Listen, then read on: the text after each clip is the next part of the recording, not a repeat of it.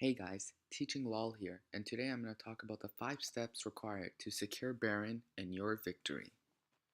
The number one thing in order to secure Baron is to ensure that we have at least 2 pushing lanes. By having 2 pushing lanes, it forces the enemy to come to the turrets and defend it. Over here and over here. This allows us as the ally team to enter Baron and do either get vision or start it up. The reason why now the enemy team has to clear out the minions is because let's say they don't clear out the minions and they just run straight to Baron. Now we disengage off of Baron and we just run straight here and let's say our ally top is still here, he hasn't TV'd yet, he goes straight here. Now we get 2 turrets are free, so we open up the map and we get free gold. Now let's say we hadn't pushed out the lane at all. The enemy team instead can just push out the lane up to enemy team can just push out the lane here, push out the lane over here. Now let's say we're on Baron over here, enemy team just runs over there, they come, they stop us from doing anything, and then now we're low, they're low, but then since they have the minions coming over here, they can just run back all the way over here, take minions here, and take turret. Now they have pressure, they have gold, and the net play is positive for them than for us. Another reason why pushing lanes is so important is that it provides you the necessary pressure required to get vision and deny vision from the enemy team. So let's say I'm pushing up over here, and we're also pushing up over here. Now the enemy team has to defend over here and over here. Because of what we previously said, they would lose their turrets, pressure, all this stuff. It's not good. Now, we can just go into Baron here and clear out everything. Sweepers, pink wards, all that stuff. So now the enemy team, they clear out their wave. The enemy team, they clear out their wave, and now all they see is darkness over here. They have no idea if we're over here or over here, if we're gonna engage on them, or if we're gonna rush down Baron. They're unsure. All the cards are in our hands. By doing this, it ensures that we have all the information required to make the best decision possible. So if we feel like it's not going down fast enough, the Baron's not going down fast enough, we can just disengage and they will be none the wiser. Or we can engage on them as they're trying to walk in and contest Baron. Or we can rush down Baron. Because they have no idea as to what we're doing, and it puts us in the driver's seat. That's why vision is super important.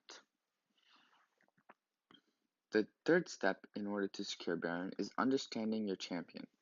Before attempting Baron, it is important to understand the limits of your champion and their current state in the game.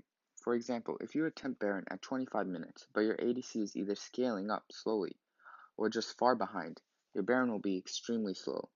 This will allow the enemy team to just pressure you off the objective, and all the work you put into getting lane priority and vision is wasted, and allows them to get priority up here and up here, meaning that they can reset and get vision and possibly get Baron, meaning that a good play for you just turned bad because you were unsure of your champion limits. Make sure that you only start the objective when your team can rush it down in around 10 to 20 seconds and not be at very low health in case they engage. The fourth step that's super important is having a plan. Now, before starting Baron, you should have an idea of what you are going to do if the enemy rushes towards you. The 4 primary choices are disengage off Baron and run, disengage off Baron and commit to fight, rush Baron and run, rush and fight.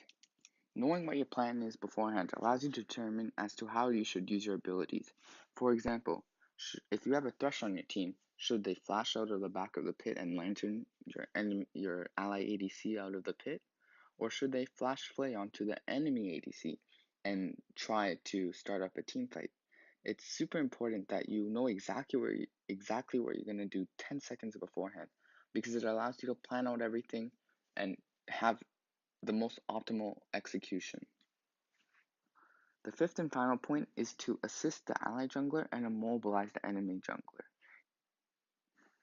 Ensure that your jungler has smite up. If not, prepare to engage on the enemy rather than committing to Baron, as that has the highest odds of success, as the enemy jungler probably has smite up and will steal the Baron, which will make all your hard work go to waste. If your jungler has smite up, make sure that two people are responsible for CCing or killing the enemy jungler.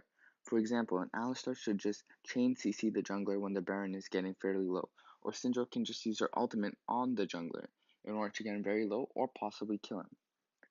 If the previous 5 steps were done correctly, you should either have Baron or won a team fight, putting you one step closer towards victory. I hope you guys enjoyed this video, and if you did, please like, comment, and subscribe. It really helps. Catch you guys later.